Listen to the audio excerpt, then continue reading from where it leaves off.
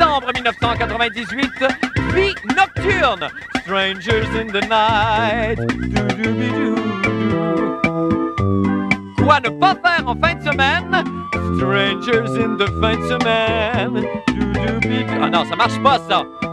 Ah, puis de la chenoute. Eh bien, bonne fin du monde et bon vendredi, mesdames et messieurs. Tout d'abord, des nouvelles de moi. Quoi, Quentin? Quoi? Vous voulez un autre de mes fameux reportages signés Marc Labrèche? Non, je ne pourrais pas. Non, la modestie m'en empêche. Non, cessez! Arrêtez! Cessez! C'est trop de flatterie. Non, je ne mérite pas tous ces compliments. Mais comment? Me comparer, moi, à Yannick Margeau? Voyons donc! Non, c'est trop! C'est beaucoup trop! Ah, bon, d'accord. Pourquoi pas après tout? Bon. En ai-je un de près? Attendez. La régie? Oui, vous reste-t-il un de mes reportages haut de gamme si réussis qui font l'envie du point dans le jeu? Non? Ah bon. Ben, pensez-en à un que j'ai moffé d'abord.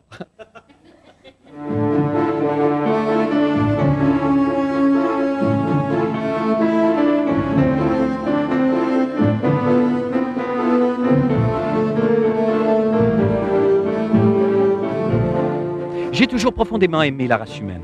Malgré mon côté clownesque, il ne se passe pas une seule journée sans que je me demande de quoi l'avenir sera fait.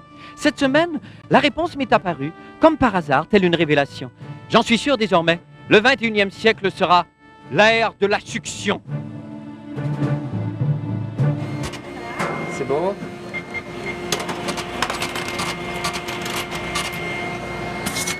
Merci.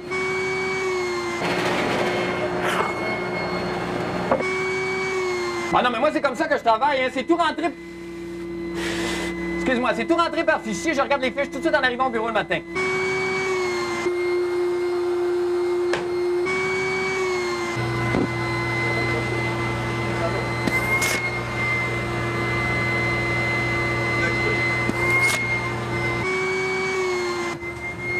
This one, please. Yeah, this one. Okay. And I'll take this one, please. Yes, thank you. Ah, ils ont l'air bonnes, tes frites. Je peux-tu t'en prendre juste une petite? Alors donc, il y a eu comme... Bonne fête! Hey, c'est le fun. Hey, bonne fête, Raphaël. Bonne fête. C'était l'ère de la succion. Hein? Ah, je vous l'avais dit. Amateurs de maladresse et de bévues, partez vos magnétoscopes car l'heure est venue où je vous présente avec toute la délicatesse qu'on me connaît le pire moment de la semaine. Moment qui, je l'avais annoncé lors de mes fameuses prédictions antécédentes, fait partie de toute la liste des choses in à voir cet automne. Et oh, mon Dieu! Ah, ça y est, je sens venir une autre de mes fameuses prédictions. Je me concentre. En l'an 2000, des êtres venus de l'espace nous révéleront que la fabuleuse cité d'Atlantis est en fait engloutie sous le postérieur de l'Isafroula. Ah ben! Vous verrez bien. Donc, cette semaine, le pire moment nous a été gracieusement offert par...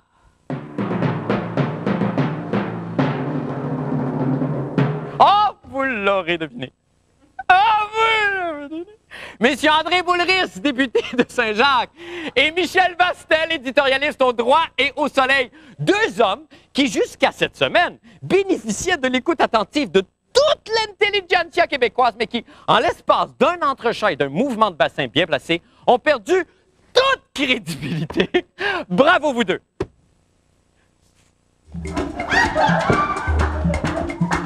Bonsoir, ça va? Bienvenue Comment à vous faites l'émission. ça déjà?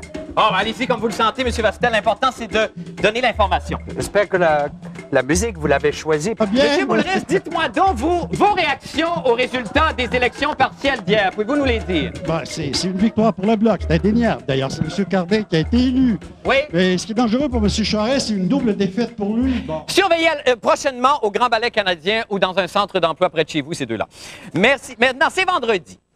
Et là, vous vous dites, oh non, plus jamais je ne kidnapperai une douzaine de pingouins au Biodôme et les obligerai à défiler devant mes enfants pour leur faire croire qu'ils assistent à une parade de mode de chez Classier. Eh bien, pour d'autres activités à éviter, écoutons les judicieux conseils de notre ami Bruno Blanchet et sa chronique « Quoi ne pas faire en fin de semaine ?» Bienvenue, Bruno. Merci, Marc. Ça va? Ça va très bien toi-même. Oui, ça va. T'as une belle semaine? Ça va, une très, très belle semaine. J'en suis fort aise. Oui, et puis j'ai décidé pour cette semaine d'y aller d'une chronique complètement différente. Arrête. Ben oui, il n'y aura pas de mime, il n'y aura pas d'image, il n'y aura pas de costume. On va aller dans quelque chose de vrai, de véritable, et en l'occurrence, un agenda. Un agenda où il y a des pensées, des maximes à tous les jours, comme la pensée du jour, un jour à la fois, tout ça. Et en fait, mes conseils sont de ne pas suivre ces conseils-là, qui sont vraiment, ça m'a un peu renversé, et tu sais que ça m'en prend beaucoup. Alors, je vous fais la lecture de ça, et gardez en mémoire que c'est des choses à ne pas faire. Par exemple, un certain vendredi, fais cadeau d'un cellulaire à quelqu'un de très pauvre. Dans une fête d'enfants, au lieu de confettis, lance du parmesan. Donne des Ex-Lax à un chien de non-voyant. Mardi, à l'épicerie, fais tous tes achats. Fais tous tes achats avec la carte de guichet. Trompe-toi de NIP 2 fois en sifflant l'air de Guantanamera. Le jeudi, reviens d'un voyage à Paris avec l'accent français. Le lendemain, montre tes fesses à un cul-de-jatte. Ah, celle-là. Lundi, pendant le cours de yoga, parle de ton char, fais des push-ups et essaie d'avoir une érection. Le mardi, pogne le rhume et va éternuer dans une boutique de lingerie. Le lendemain, deviens prestidigitateur et garde toujours sur toi des oreilles en caoutchouc pour faire pleurer les enfants en leur faisant croire que tu viens de leur prendre les leurs sur leur tête. Dimanche, toute la semaine au bureau, imite un humoriste. Le lundi, deviens membre de Greenpeace, puis fais du porte-à-porte avec des bottes d'armée et un casque de raton laveur, sa tête, en traitant systématiquement tous ceux qui ne sont pas encore membres de FIF. Le mercredi, va visiter un vieillard et fais semblant de parler. Avec un nain, n'oublie jamais de péter plus haut que le trou. Procure-toi un porte-clés des amputés du Québec et poste-leur un nouveau trousseau à chaque semaine pendant 6 mois. Toutes les chances sont qu'un jour, un de ceux-ci ne reviendra pas. Ce jour-là, accuse un homme tronc de vol.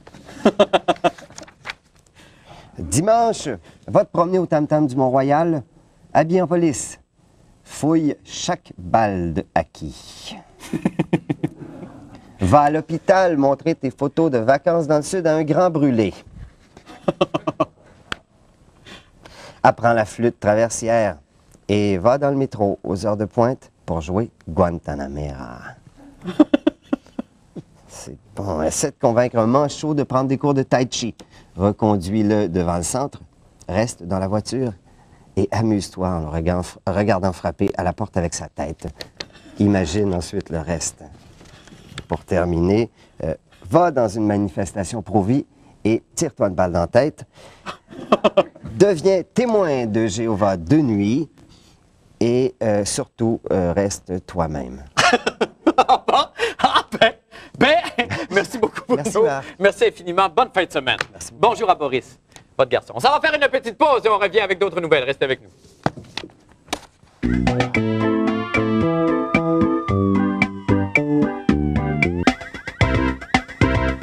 La fin du monde en bref maintenant. Selon les dernières observations réalisées par la sonde Galileo, des astronomes de l'université Cornell à Ithaca, dans l'État de New York, ont déterminé que les anneaux de la planète Jupiter seraient constitués de débris provenant des 4 lunes entourant la planète. Bon, alors, ceci peut sembler être un concept un peu obscur pour monsieur tout le monde. Alors, pour le bénéfice de cet ignorant, nous avons pensé bon vous illustrer les rouages de ce phénomène cosmique avec un modèle à la portée de tous. On regarde. Alors, dans le système solaire, ici représenté par le dépotoir de l'ancienne carrière Miron, les débris de 4 lunes sont attirés par la gravité de Jupiter, personnifiée par la populaire chanteuse Lara Fabian, enroulée dans du masking tape. Alors, pendant la rotation de la grosse planète, les débris sont capturés et forment de magnifiques anneaux.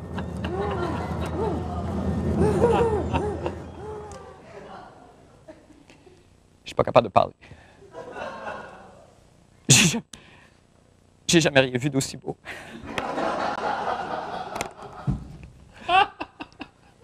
Dès que je le vois, je n'ai qu'une envie, l'asperger d'alcool et le faire flamber. C'est crêpes, Suzette Tétrault et les sports. Bonsoir, ma petite crêpe.